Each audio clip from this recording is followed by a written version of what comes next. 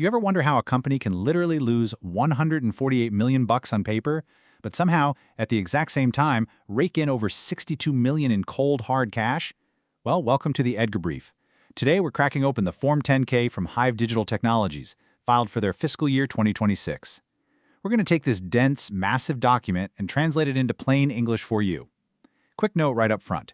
We're independent, not SEC affiliated, and absolutely not financial advisors. We use AI to help summarize so errors can happen. Always verify on sec.gov before making any money decisions. All right, let's dive right in. Now, if a 10K filing looks like an alien language to you, don't sweat it. We've got a super clear 6-step roadmap for today. We're going to decode how this business actually makes its money, check out the financial scorecard, look for their competitive moat, read between the lines of what management's saying, flag the real risks, and finally, give you the bottom line. Okay, part 1. Welcome to the business model. The digital landlord. To really get HIVE, you've kind of got to stop thinking of them as this mysterious crypto company and instead look at them as a digital landlord. Here's the core model. They hunt down cheap, raw, green electricity all over the world, buy it up, run it through massive banks of computers, and turn that raw power into super valuable digital real estate. They make their money by renting out that computing power. So to understand their first big revenue stream, we've got to translate a quick piece of industry jargon. Hash rate. What is it? It's just computing muscle. It's literally the sheer speed at which a computer can solve really complex math puzzles. HIVE takes all that cheap electricity, powers up specialized computers called ASICs, and uses their massive hash rate to help secure the Bitcoin network. And in exchange for flexing that computing muscle, they get paid in Bitcoin. But here is where it gets super interesting. HIVE actually runs a dual engine model. Engine 1 is what we just talked about, using their own ASIC machines to mine Bitcoin. Engine 2 is their high-performance computing, or HPC, business. For this, they buy a totally different type of computer, NVIDIA GPU supercomputers, and rent those out to AI developers. Think of it like a gym. Bitcoin mining is like HIVE using their own treadmills to win prize money. AI cloud hosting? That's HIVE charging tech companies a hefty monthly membership to come in and use their high-end weight room. Moving on to part 2, the financial scorecard, numbers that matter. Let's look at the actual scorecard here to see if more dollars are walking in the door this year versus last. And the short answer?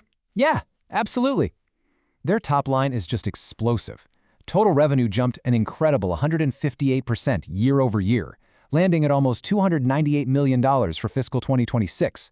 This was mainly driven by a massive expansion in their mining facilities and, you guessed it, much higher average Bitcoin prices throughout the year. Now, walking through the rest of the scorecard, things look really robust on a cash basis. For every single dollar of revenue that came in, their gross margin expanded beautifully to 36%. That means 36 cents of every dollar sticks to the company before they even have to pay for corporate overhead like rent or payroll.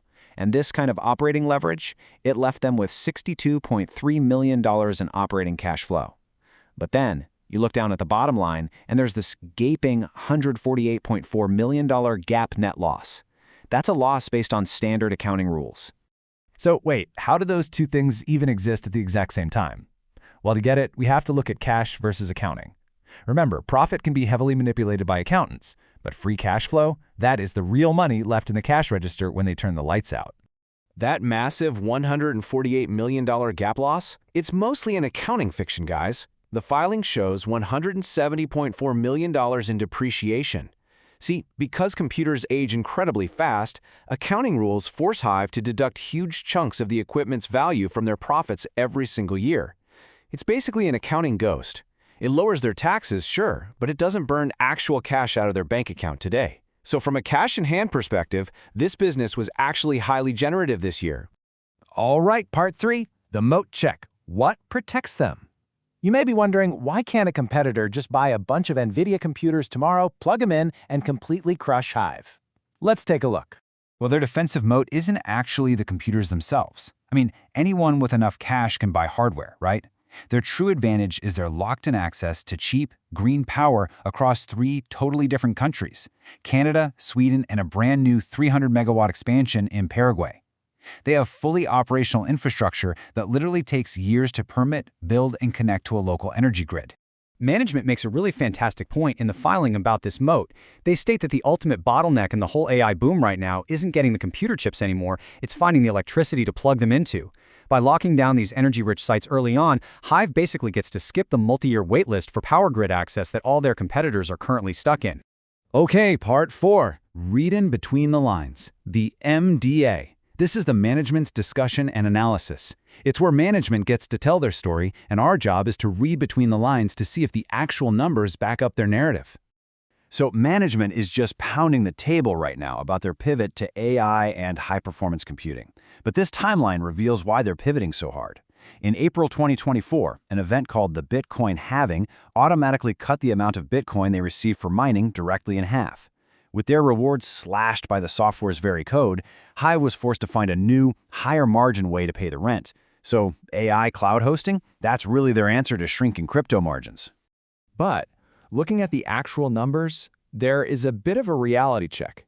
Despite all the exciting AI hype in the MDA, the data absolutely shows that Bitcoin mining is still overwhelmingly paying the bills right now.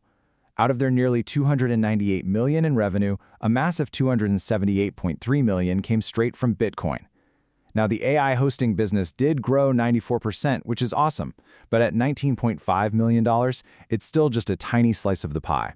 They are talking like an AI company, but they're earning like a crypto miner. Which brings us to part 5, red flags and risks. What could go wrong? Now, every 10K has a risk section, and lawyers write these to cover absolutely everything, up to and including alien invasions and asteroid strikes. But let's filter out the boilerplate and highlight the real immediate threats to HIVE. The true red flags jump right out. First up, they have a really heavy reliance on a constrained hardware supply chain. If third parties like NVIDIA or Supermicro delay their shipments, HIVE's AI expansion just completely stalls.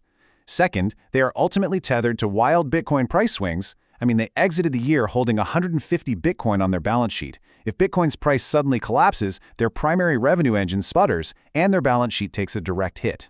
And finally, part 6, the bottom line, verdict, and tracker. So, when you put it all together, what is the bottom line on HIVE Digital Technologies?